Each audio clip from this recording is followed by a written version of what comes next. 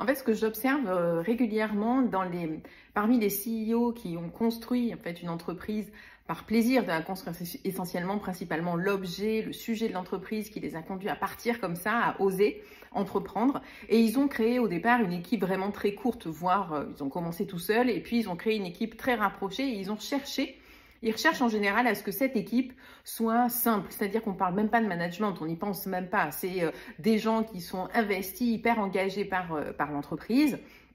Et ça va au-delà. On partage ensemble, c'est une vraie communauté, c'est un vrai groupe.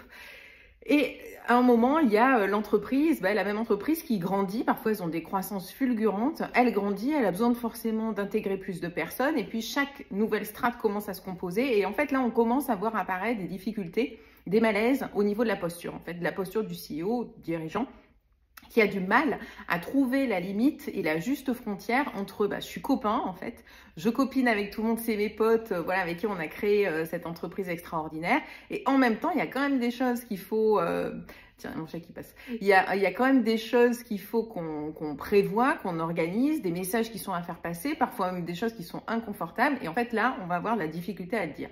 Et quand on a la difficulté à l'exprimer de cette façon-là, c'est parce qu'il y a une différence, il y a un malaise dans cette posture.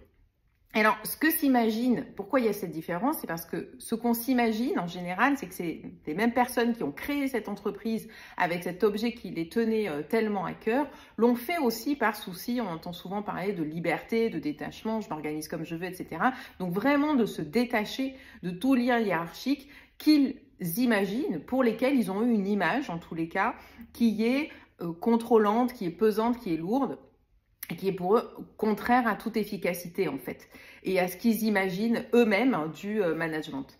Donc, quand ils arrivent eux aussi dans cette étape d'entreprise où il y a une strate à passer, il y a un level à passer, et qui est de commencer à constituer en fait plus structurellement, plus clairement, plus, je ne vais pas dire sérieusement, mais en tous les cas une organisation beaucoup plus claire.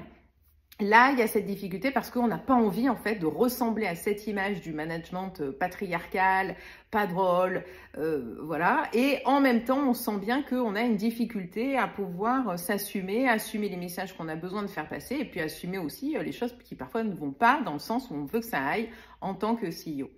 Donc ça, c'est un élément qui est important à observer et ne pas attendre en fait ce passage-là, parce que sincèrement, il existe, je le vois dans beaucoup d'entreprises, jeunes ou en croissance, mais en tous les cas qui sont partis avec cette volonté-là.